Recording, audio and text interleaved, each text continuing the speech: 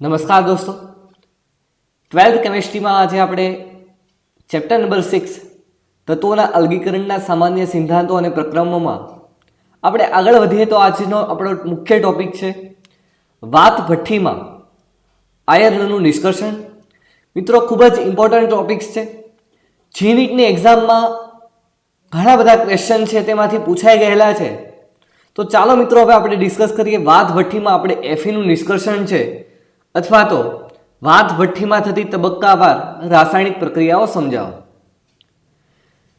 મિત્રો, આપણે જોઈએ તો એફી જે છે એ પૃથ્વીના પોપડામાં ચોથા ક્રમે મળી આવતું તત્વ છે અને બીજા ક્રમે મળી આવતું ધાતુ તત્વ છે. બીજો ક્રમ છે તે ધાતુમાં છે અને આમ જોઈએ તો પૃથ્વીના પોપડામાં ચોથા ક્રમે સૌથી વધારે મળી આવતું તત્વ છે. મિત્રો, હવે આ જે એફી છે બરાબર, આયર્ન જે છે એ કયા સ્વરૂપે પૃથ્વીના પોપડામાં જોવા મળે છે? તો હેમેટાઇટ. બરાબર, આપણે આગળ ચર્ચા કરી ચૂક્યા છીએ કે હેમેટાઇટ જે છે Fe2O3 સ્વરૂપે જોવા મળે છે. એવી રીતે મેગ્નેટાઇટ તમે જુઓ તો તે Fe3O4 સ્વરૂપે, સિડેરાઇટ છે FeCO3 અને આયર્ન પાયરેટ્સ છે તે FeS2 સ્વરૂપે જોવા મળે છે. બરાબર, આપણે આગળ જ વાત કરી હતી ધાતુઓના પ્રાપ્તિ સ્થાનમાં કે આયર્નની આ ચારે ચાર ખનિજો છે આપણે યાદ રાખવી જરૂરી છે. ડાયરેક્ટલી એક્ઝામમાં ક્વેશ્ચન છે એ પૂછાય છે. મિત્રો, હવે આપણે 3 સ્ટેપમાં તેનું અલગીકરણ છે ધીરે ધીરે પ્રાપ્ત કરીએ છીએ. સૌથી પહેલા કાચી ધાતુનું સંકેન્દ્રણ. જે કાચી ધાતુ હોય એનું સંકેન્દ્રિત કેવી રીતે કરી શકાય? તો તેનું સિમ્પલ એક્ઝામ્પલ હતું જલીય પ્રક્ષાલન અથવા તો તમે બધા જાણો જ છો કે ચુંબકીય અલગીકરણ, જેમાં મેગ્નેટિક સિદ્ધાંત છે તે રહેલો હતો, જેના દ્વારા એફી છે તે આકર્ષાઈને છૂટું પડે. હા મિત્રો, તમે જુઓ તો ઓક્સાઇડમાં રૂપાંતરણ બીજો ટોપિક હતો. તો અહીંયા તમે જુઓ તો હેમેટાઇટ અને મેગ્નેટાઇટ જે કાચી ધાતુ છે તે ઓક્સાઇડ સ્વરૂપે જ છે, એટલા માટે તેને ઓક્સાઇડમાં રૂપાંતરણ કરવાની જરૂર નથી. બરાબર, તે પહેલેથી ઓક્સાઇડ છે એટલા માટે. પરંતુ અહીંયા સિડેરાઇટ જે છે FeCO3 તેને આપણે ઓક્સાઇડમાં રૂપાંતરણ કરવું હોય તો આપણે અહીં કેલ્સિનેશન ઉપયોગ કરવું પડશે, કારણ કે તમે જોઈ રહ્યા છો કે FeCO3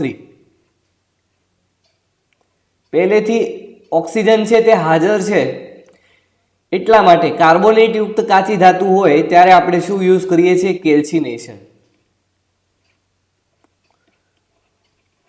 તો મિત્રો, અહીં કેલ્સિનેશન કરીને આપણે અહીંયા શું જોડવું પડશે? FeO અને સાથે સાથે CO2. અને મિત્રો, સલ્ફાઇડ યુક્ત કાચી ધાતુ હોય ત્યારે આપણે શું યુઝ કરતા? ભૂંજન. બરાબર, દરેક વિદ્યાર્થી મિત્રો છે એ આપણે અભ્યાસ કરીને આવ્યા છીએ તો આટલી પ્રોસેસથી આપણે જાણતા હશું કે કાર્બોનેટ યુક્ત કાચી ધાતુ હોય તો કેલ્સિનેશન અને ભૂંજનનો ઉપયોગ છે એ સલ્ફાઇડ યુક્ત કાચી ધાતુ હોય તેનું ઓક્સાઇડમાં રૂપાંતરણ કરવા માટે થાય છે. હવે મિત્રો આપણે જોઈએ તો સ્ટેપ 3 છે એનું પ્રદ્રાવણ. એટલે કે હવે વાત ભઠ્ઠીમાં આપણે નિષ્કર્ષણ છે એ કરવાનું છે આયર્નનું. તો વાત ભઠ્ઠીમાં મિત્રો હેમેટાઇટ, કોક અને લાઇમસ્ટોન છે અહીં ઉપરથી નાખવામાં આવે છે. અહીં તમે જોઈ રહ્યા છો મિત્રો, હેમેટાઇટ એટલે તમે જાણો છો કે Fe2O3, કોક એટલે કાર્બન. બરાબર મિત્રો, Fe2O3 સાથે કોક પણ નાખવામાં આવે છે. મિત્રો, કોક જે છે તે અહીં હવા સાથે ગરમ હવા હોય, બરાબર, અહીંથી પ્રસાર જે થાય છે ટેમ્પરેચર, તે ગરમ હવા હોય તેની સાથે કોક છે પ્રક્રિયા કરી લેશે અને આ હવાની સાથે કાર્બન સાથે પ્રક્રિયા થઈને અહીં કાર્બન ડાયોક્સાઇડ અને ઉષ્મા ઉત્પન્ન થશે. અને બીજો ઉપયોગ તમે જાણો છો કે કોક જે છે રિડક્શન કરતા તરીકે ઉપયોગ કરવામાં આવે છે. તો અહીં કોક, Fe2O3 અને લાઇમસ્ટોન એટલે મિત્રો કેલ્શિયમ કાર્બોનેટ, આ 3 વસ્તુ છે અહીં ઉમેરવામાં આવે છે ઉપરથી. હવે અહીં તમે જુઓ તો કેલ્શિયમ કાર્બોનેટનો શું રોલ હશે? તો કેલ્શિયમ કાર્બોનેટ છે મિત્રો ફ્લક્સ તરીકે, અભિવાહ તરીકે તેનો ઉપયોગ કરવામાં આવે છે.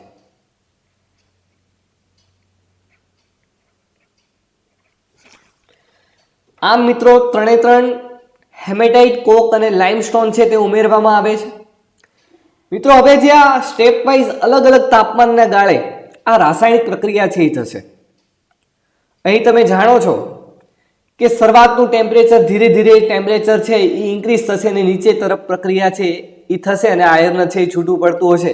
તો સૌથી પહેલા અહીંયા આપણે જોઈએ તો 500 થી 800 કેલ્વિન તાપમાન દરમિયાન 500 થી સ્ટેપ 1 છે કે 500 થી 800 કેલ્વિન તાપમાનના ગાળે આ પ્રક્રિયા થાય તો આપણને અહીં કઈ કઈ પ્રક્રિયાઓ છે મિત્રો ખૂબ જ આઈએમપી છે તે પૂછાઈ શકે છે. સૌથી પહેલા મિત્રો અહીં તમને સ્ટેપ 1 જુઓ તો અહીં જે કોક નાખીએ છીએ તે ઓક્સિજન સાથે પ્રક્રિયા કરીને CO2 બનાવશે. આ જે CO2 છે એ પાછી કોક સાથે પ્રક્રિયા કરીને કાર્બન મોનોક્સાઇડ બનાવશે અને આ કાર્બન મોનોક્સાઇડ છે મિત્રો હેમેટાઇટ સાથે પ્રક્રિયા કરીને Fe2O3 સાથે પ્રક્રિયા કરીને અહીં તમે જોઈ રહ્યા છો કે કાર્બન ડાયોક્સાઇડ અને Fe આયર્ન છે તે છૂટું પડે છે લિક્વિડ ફોર્મમાં, પિગલન ફોર્મમાં. તો મિત્રો આ જે સ્ટેપ 3 પ્રક્રિયા છે એ કઈ રીતે થાય છે એ હવે આપણે 500 થી 800 કેલ્વિન તાપમાન દરમિયાન જોઈએ. તો સૌથી પહેલી મિત્રો પ્રક્રિયા આપણે જોઈએ એ તો અહીં તમે જોઈ રહ્યા છો કે હેમેટાઇટ Fe2O3 એ કાર્બન મોનોક્સાઇડ સાથે પ્રક્રિયા કરે છે. તો Fe2O3 જે છે એની કાર્બન મોનોક્સાઇડ સાથે પ્રક્રિયા થશે અને મિત્રો તેનું રિડક્શન થઈને Fe3O4 માં કન્વર્ટ થશે. Fe2O3 નું શેમાં કન્વર્ટ થાય છે? Fe3O4 અને સાથે સાથે અહીં CO2 છૂટું પડશે. મિત્રો નીટની એક્ઝામમાં ક્વેશ્ચન એ પૂછાય છે કે અહીં Fe3O4 છે તેની ઓક્સિડેશન અવસ્થા શું હશે અને ક્વેશ્ચન છે તે પૂછાઈ ગયેલો છે. મિત્રો અહીંયા તમે Fe2O3 ની ઓક્સિડેશન આંક તમે જુઓ તો તે છે +3 અને અહીંયા તમે જુઓ Fe3O4 બરાબર જે કન્વર્ટ થાય છે Fe3O4. અહીંયા તમે Fe3O4 ને મિત્રો મેં તમને આગળ પણ વાત કરી હતી કે Fe3O4 ને આપણે FeO અને Fe2O3 લખી શકાય છે. તો અહીંયા તમે જુઓ તો Fe જે છે તે +2 અને અહીંયા Fe2O3 છે તે +3 ઓક્સિડેશન અવસ્થામાં છે. એટલે કે અહીં જે આયર્ન જે રહેલો છે તે +2 અને +3 ઓક્સિડેશન અવસ્થામાં છે. એટલે તમે અહીં જોઈ રહ્યા છો કે રિડક્શનમાં થોડુંક રિડક્શન થાય છે બરાબર, +3 થી +2 થોડુંક રિડક્શન થાય છે એમ કહેવાય. હવે મિત્રો આપણે જોઈએ સ્ટેપ નંબર 2 એટલે કે બી જોઈએ. તો અહીંયા જે હવે Fe3O4 જે બન્યો બરાબર, Fe3O4 જે બન્યો હવે આ Fe3O4 જે છે તે પાછી કાર્બન મોનોક્સાઇડ સાથે પ્રક્રિયા કરશે. કારણ કે અહીંયા તમે જોઈ રહ્યા છો કાર્બન મોનોક્સાઇડ છે તે એક પ્રકારનું રિડક્શન કરતા તરીકે ઉપયોગ કરવામાં આવે છે અને અહીં કાર્બન મોનોક્સાઇડ જે છે તે Fe3O4 નું Feમાં બરાબર અહીં આયર્ન છે તેમાં રૂપાંતરણ થશે અને આયર્ન છે એ છૂટો પડશે અને સાથે સાથે કાર્બન ડાયોક્સાઇડ. હવે મિત્રો અહીંયા તમે જુઓ કાર્બન ડાયોક્સાઇડ વાયુ બને છે બરાબર અને હવે તમે આ પ્રક્રિયાને બેલેન્સ કરો તો મિત્રો અહીં કાર્બન મોનોક્સાઇડ એક કાર્બન જે છે કોક જે છે તે એક ઓક્સિજનને ખેંચે. તો અહીં 4 ઓક્સિજનને છે એટલે કે અહીં 4 મોલ કાર્બન મોનોક્સાઇડ જે છે એ 4 ઓક્સિજનને ખેંચી લે છે અને અહીંયા પ્રક્રિયા તમે જુઓ Fe અહીંયા કેટલા છે 3. તો મિત્રો ખાસ યાદ રાખજો કે એક કાર્બન એક ઓક્સિજનને ખેંચે તો અહીં 4 ઓક્સિજન છે તો 4 કાર્બન મોનોક્સાઇડ ઓક્સિજન ખેંચીને અહીં કાર્બન ડાયોક્સાઇડ વાયુ રૂપે છૂટા પડશે. તો અહીંયા મિત્રો તમે જુઓ તો હવે અહીં Fe બન્યો. હવે મિત્રો સ્ટેપ C. હવે તમે જુઓ તો Cમાં શું થશે તો Fe2O3 જે છે હેમેટાઇટ જે છે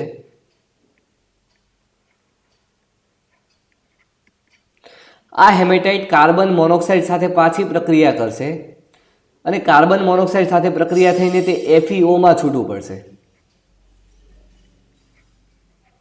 અને સાથે સાથે કાર્બન ડાયોક્સાઇડ છે એ પણ ગેસિયસ તરીકે છૂટું પડશે. તો અહીંયા Fe2O3 છે તેનું FeO માં રૂપાંતરણ થાય છે. મિત્રો અહીંયા પણ ઓક્સિડેશન અવસ્થા છે આપણે લખવી જરૂરી છે. અહીંયા Fe ની ઓક્સિડેશન અવસ્થા +3 છે અને અહીંયા Fe ની ઓક્સિડેશન અવસ્થા +2 છે બરાબર. પ્રક્રિયાને તમે બેલેન્સ કરો તો અહીં 2 અને 3 ઓક્સિજન છે કુલ 4 છે. તો આ તરફ પણ તમે જુઓ તો 2 ને 2 4 બેલેન્સ પ્રક્રિયા થઈ ગઈ. હવે મિત્રો અહીંયા આપણે ત્રીજો પદાર્થ કોકનો ઉપયોગ તમે જણાવ્યો કે કોક છે તે ઓક્સિજન સાથે પ્રક્રિયા કરીને કાર્બન ડાયોક્સાઇડ અને આ કાર્બન ડાયોક્સાઇડ જે બને છે તે પાછો કોક સાથે પ્રક્રિયા કરીને કાર્બન મોનોક્સાઇડ છૂટું પડે છે અને આ કાર્બન મોનોક્સાઇડ જે છે તે અહીં Fe2O3 ઉપયોગ કરે છે. જુઓ ત્રણે ત્રણ આપણે જોયું એબીસીમાં કાર્બન મોનોક્સાઇડનો ઉપયોગ થઈ રહ્યો છે અને કાર્બન ડાયોક્સાઇડ છે એ બની રહ્યો છે. હવે મિત્રો આપણે જોઈએ તો અહીં કેલ્શિયમ કાર્બોનેટ એટલે કે લાઇમસ્ટોનનો શું રોલ હશે, તો અહીં આપણે જોઈએ ડી સ્ટેપ, બરાબર. તો અહીં જે કેલ્શિયમ કાર્બોનેટ જે છે જેને CaCO3 વડે કહેવામાં આવે છે, બરાબર, તે 500 થી 800 કેલ્વિન છે એટલે કે અહીં હીટ થશે એટલે કે અહીં CaO અને કાર્બન ડાયોક્સાઇડ છે છૂટું પડશે. હવે મિત્રો ક્વેશ્ચન છે નીટની એક્ઝામમાં એવી રીતે પૂછાય છે કે અહીં તમે જુઓ તો કેલ્શિયમ કાર્બોનેટ જે છે એટલે કે કયા કાર્બોનેટને તમને ગરમ કરતા આપણને એસિડિક અને બેઝિક ઓક્સાઇડ મળે છે. તમે જાણો છો કે કેલ્શિયમ ઓક્સાઇડ જે છે તે બેઝિક ઓક્સાઇડ છે અને અહીં કાર્બન ડાયોક્સાઇડ જે છે તે એક પ્રકારનો કેવો ઓક્સાઇડ છે, એસિડિક ઓક્સાઇડ છે. ઓકે, તો કેલ્શિયમ કાર્બોનેટને ગરમ કરવામાં આવે તો એસિડિક અને બેઝિક ઓક્સાઇડ મળે છે. મિત્રો અહીંયા તમે જુઓ તો અહીં Fe2O3 જે છે કાર્બન મોનોક્સાઇડ Fe2O3 સાથે પ્રક્રિયા કરીને CO2 અને Fe બને છે. તો અહીં તમે જુઓ તો બીમાં Fe બન્યો. શું બન્યો? આપણે અહીં લખી નાખીએ કે Fe, બરાબર. વાત ભઠ્ઠીમાં શું બન્યું? FeO પણ બને છે. સાથે સાથે ચારે ચાર સ્ટેપમાં જુઓ તો કાર્બન ડાયોક્સાઇડ બન્યો CO2 અને અહીં છેલ્લે તમે જુઓ તો કેલ્શિયમ કાર્બોનેટનું જે વિઘટન થયું તો એમાં શું બન્યો? CaO. તો મિત્રો હવે આપણે આગળના તબક્કામાં જઈએ એટલે કે હવે પ્રક્રિયા જે છે બીજો તબક્કો શરૂ થાય છે અને બીજો તબક્કો છે ફ્રેન્ડ્સ તે 900 કેલ્વિનથી અહીંયા તમે જુઓ તો 1500 કેલ્વિન તાપમાન સુધી આપણે કહી શકાય. તો બીજો તબક્કાની હવે આપણે રાસાયણિક પ્રક્રિયાઓ જોઈએ અને પહેલા તબક્કામાં શું બન્યું મિત્રો? બરાબર, Fe પછી FeO આયર્ન ઓક્સાઇડ, એવી રીતે કાર્બન ડાયોક્સાઇડ અને કેલ્શિયમ ઓક્સાઇડ છે બનેલો છે. તો હવે એની પ્રક્રિયા છે તે આગળ થશે. હવે મિત્રો આપણે આમાં જોઈએ એ સ્ટેપ. હવે અહીંયા તમે જુઓ તો FeO જે છે, બરાબર, આયર્ન ઓક્સાઇડ જે છે FeO.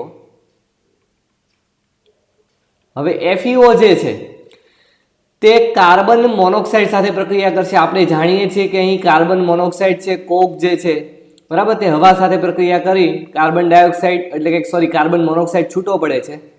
હવે FeO છે એ CO સાથે પ્રક્રિયા કરીને અહીંયા Fe સોલિડ બનાવશે. સાથે સાથે એક ઓક્સિજનને ખેંચતો જશે એટલે કે કાર્બન ડાયોક્સાઇડ. ત્યાર પછી હવે તમે જુઓ તો અહીં કાર્બન મોનોક્સાઇડ છે, બરાબર. આપણે આગળના સ્ટેપમાં જોયું પણ કાર્બન મોનોક્સાઇડ છે ત્રણે ત્રણ પ્રક્રિયામાં ઉપયોગી થયો અને અહીંયા પણ ઉપયોગી થયો. તો કાર્બન મોનોક્સાઇડ છે હવે ખતમ થવા આવી રહ્યો છે, બરાબર. એટલા માટે હવે શું થશે તો અહીં તમે જુઓ તો અહીં આપણે શું છે? કાર્બન ડાયોક્સાઇડ પણ છે અને અહીંથી ઉપરથી આપણે કોક નાખીએ છીએ, બરાબર. કાર્બન ડાયોક્સાઇડ પણ છે અને ઉપરથી કોક આવે છે. આ બંને પ્રક્રિયા કરીને પાછો જથ્થો શેનો બનશે? કાર્બન મોનોક્સાઇડનો. એટલે કે તેને હવે પૂરો થવા નહીં જાય અને હજી પણ કાર્બન મોનોક્સાઇડ છે આપણી પાસે બનશે. તો અહીં હવે તમે જુઓ તો લાસ્ટ સ્ટેપમાં જે કેલ્શિયમ ઓક્સાઇડ જે છે CaO, બરાબર, કેલ્શિયમ કાર્બોનેટનું વિઘટન થઈને જે CaO બન્યો હતો, હવે શું થશે કે આયર્ન સાથે SiO2 સિલિકાની પણ અશુદ્ધિ હશે SiO2. હવે આ પ્રક્રિયા થશે અને અહીંયા શું બની જશે? CaSiO3, બરાબર. અને તમે બધા જાણો છો કે તેને કેલ્શિયમ સિલિકેટ કહેવાય. શું કહેવાય?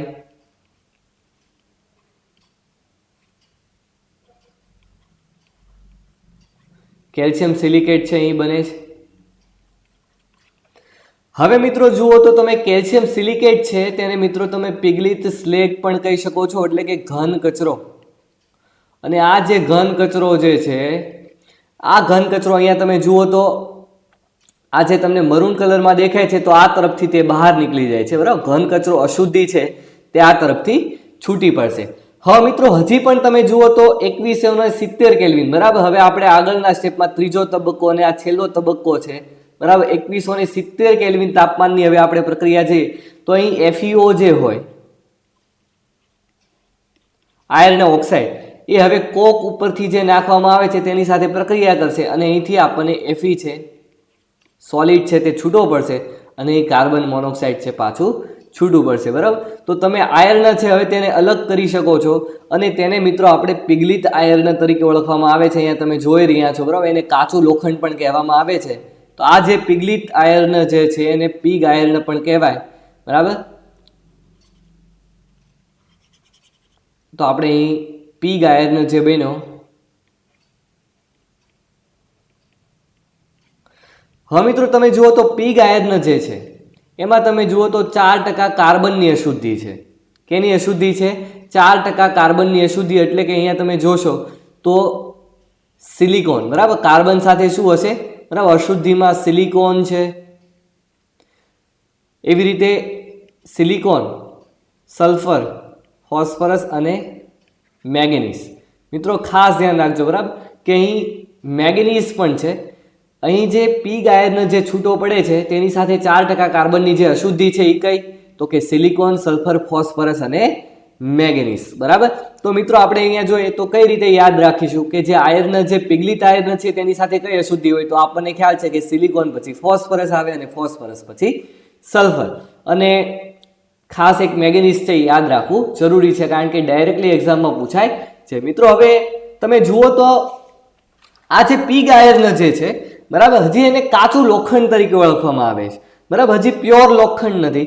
બરાબર, હજી તો આપણને આ કાચું લોખંડ જે પ્રાપ્ત થયું છે. હવે આપણે આગળના સ્ટેપમાં જોઈએ કે બરાબર, અત્યાર સુધી આપણે 3 સ્ટેપ જોયા, 500 થી 800 કેલ્વિન. એમાં આપણે અલગ અલગ જે મળ્યું છે આયર્ન ઓક્સાઇડ, કાર્બન ડાયોક્સાઇડ અને કેલ્શિયમ ઓક્સાઇડ, અને તેની પ્રક્રિયા છે એ આપણે કરીને અહીંયા આપણને જે કેલ્શિયમ સિલિકેટ ઘન કચરો અલગ પડ્યો અને FeO જે છે 2170 કેલ્વિન તાપમાને કાર્બન સાથે પ્રક્રિયા કરીને અહીંયા પિગલિત આયર્ન બન્યો, જેની સાથે 4% કાર્બનની અશુદ્ધિ છે, સિલિકોન, સલ્ફર, ફોસ્ફરસ અને મેંગેનીઝ. તો હવે આપણે જોઈએ તો પીગ આયર્ન, ભરતર લોખંડ અને ઘડતર લોખંડ છે આપણે સમજાવવાનું છે કે આપણે કેવી રીતે પીગ આયર્નમાંથી મેળવી શકાય. મિત્રો આપણે જોઈએ તો સૌથી પહેલા આપણે અહીંયા પિગલિત જે આયર્ન જે છે, બરાબર, તો પિગલિત આયર્ન એટલે કે ટૂંકમાં કાચું લોખંડ. બરાબર, હજી આપણી પાસે શું છે? કાચું લોખંડ છે. બરાબર. હવે મિત્રો જોઈએ તો આ પિગલિત આયર્નની સાથે શું હતી?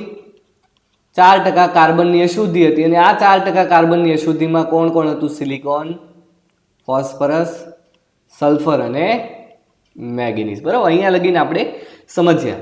તો હવે આપણે આમાંથી શું મેળવવું છે મિત્રો?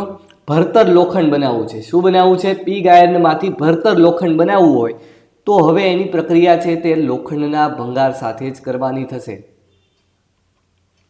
શું ઉમેરવામાં આવશે? લોખંડનો ભંગાર. અને તેની સાથે કોક ઉમેરવામાં આવે છે. બરાબર, વાદ ભઠ્ઠીમાં આ પ્રક્રિયા છે એ કરવામાં આવશે. લોખંડનો ભંગાર ઉમેરીશું અને કોક ઉમેરીશું તો હવે આપણને અહીંયા ભરતર લોખંડ છે એ પ્રાપ્ત થશે. અને મિત્રો ભરતર લોખંડ જે બનશે તેમાં 3% કાર્બનની અશુદ્ધિ હશે. કેટલાક? 3%. બરાબર, પહેલા 4% કાર્બન હતી, હવે 1% ઘટીને 3% કાર્બન થઈ ગયું. હવે ભરતર લોખંડ છે મિત્રો એ સખત છે પરંતુ બરડ પણ છે. બરાબર, બરડ છે ત્યાં પ્રોબ્લેમ્સ આવે છે ફ્રેન્ડ્સ, કે બરડપણાનો ગુણધર્મ ધરાવતો હોવાથી આપણે જાણીએ છીએ કે લોખંડ તો મજબૂતાઈવાળું હોવું જોઈએ. બરાબર, એટલે હવે શું કરીશું કે આ 3% કાર્બનની અશુદ્ધિ મારે દૂર કરવી હોય. બરાબર, કેટલા ટકા? અહીં મારે 3% કાર્બનની જે અશુદ્ધિ છે તે દૂર કરવી હોય તો 3% કાર્બનની અશુદ્ધિ દૂર કરવા માટે મિત્રો અહીંયા ઉપયોગ કરીશું પરાવર્તન ભઠ્ઠી. કઈ ભઠ્ઠી ફ્રેન્ડ્સ? પરાવર્તન ભઠ્ઠી. કે પરાવર્તન ભઠ્ઠી જે હોય એની દિવાલ પર Fe2O3, બરાબર, Fe2O3 નું આવરણ આવેલું હોય છે અને એમાં પાછું લાઇમસ્ટોન છે, કેલ્શિયમ કાર્બોનેટ છે તે ઉમેરવામાં આવે છે. હવે મિત્રો તમે જુઓ તો બરાબર, લાઇમસ્ટોન છે એક પ્રકારનું ફ્લક્સ તરીકે ઉપયોગી છે. હવે શું થશે કે અહીં કાર્બનની અશુદ્ધિ છે. બરાબર, આપણે આ પ્રક્રિયા કઈ રીતે થશે કે જે Fe2O3 જે છે હવે એમાં આપણે શું ઉમેરવાના છે? 3% કાર્બનની જે અશુદ્ધિ છે તેની સાથે પ્રક્રિયા કરી લેશે આ અશુદ્ધિ સાથે. બરાબર, અને આપણને અહીંયા શું છૂટવું પડશે? Fe અને કાર્બન મોનોક્સાઇડ છે એ છૂટો પડશે. બરાબર, આ પ્રક્રિયાને તમે બેલેન્સ કરો તો અહીંયા 2, અહીં 3, બરાબર, અને અહીંયા કાર્બન પણ કેટલા આવશે? 3. હવે તમે જુઓ તો આને કહેવામાં આવે છે ઘડતર લોખંડ. બરાબર, Fe જે બનશે તેને શું કહેવામાં આવે છે? ઘડતર લોખંડ. હવે ફ્રેન્ડ્સ આપણે વાત કરીએ કે જે આ લાઇમસ્ટોન જે છે તેનો શું રોલ હશે. તો લાઇમસ્ટોન જે છે એ જે અશુદ્ધિ હતી, બરાબર, સિલિકોન, ફોસ્ફરસ અને સલ્ફર જે છે તેની સાથે પ્રક્રિયા કરી લેશે અને એક પ્રકારનું સ્લેગ સ્વરૂપે દૂર થશે. સિલિકોન, ફોસ્ફરસ અને સલ્ફર સાથે પ્રક્રિયા કરીને એક પ્રકારના ઘન કચરો, બરાબર, સ્લેગ સ્વરૂપે દૂર થશે.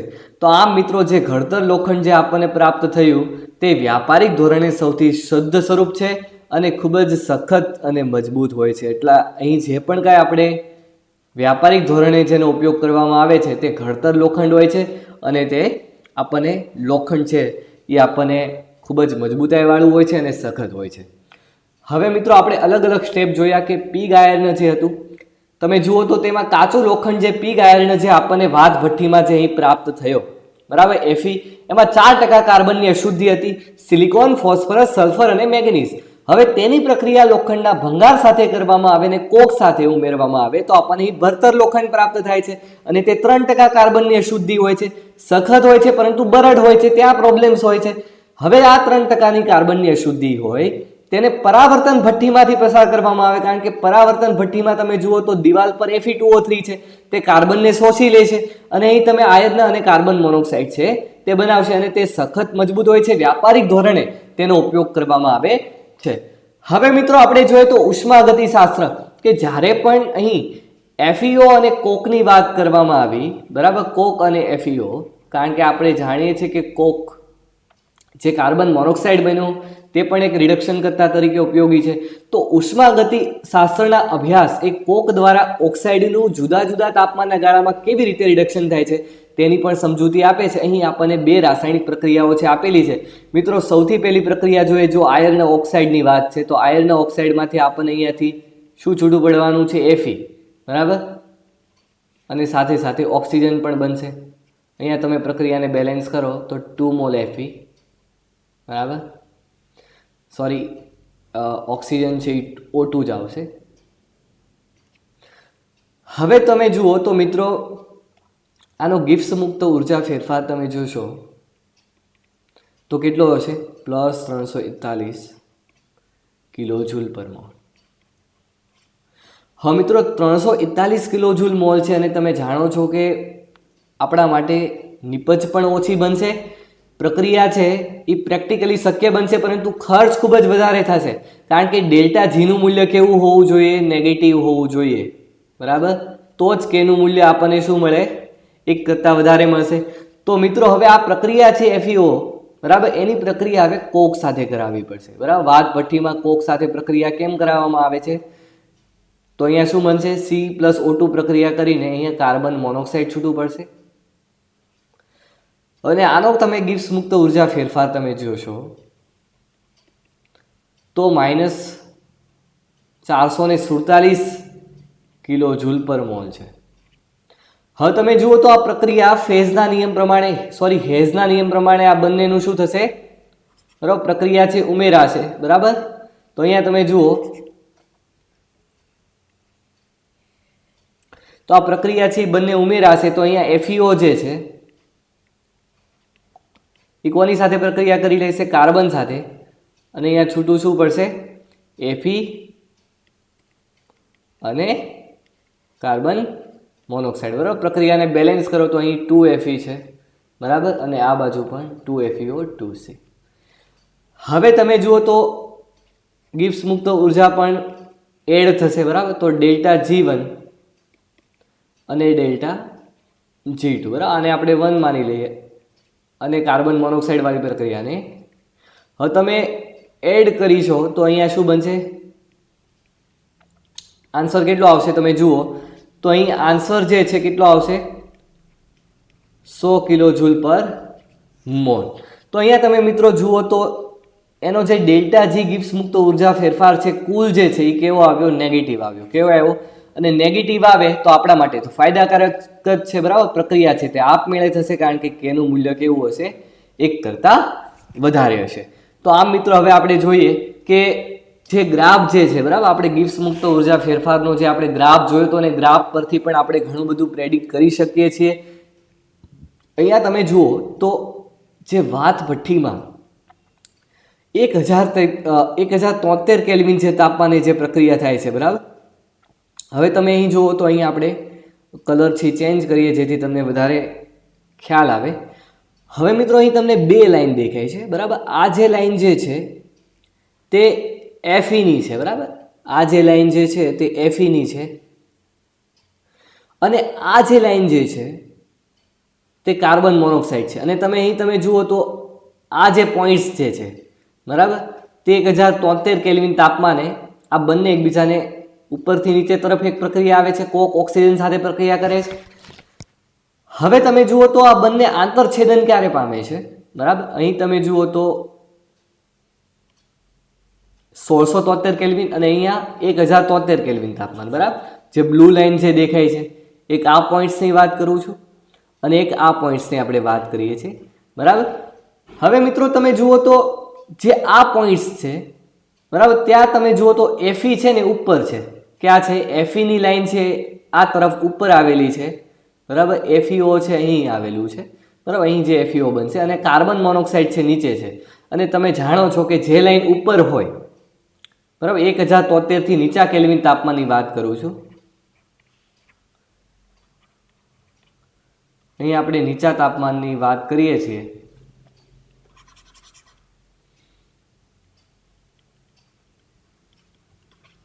તો નીચા તાપમાને શું થશે કે FeO છે તે ઉપર છે અને કાર્બન મોનોક્સાઇડ નીચે છે.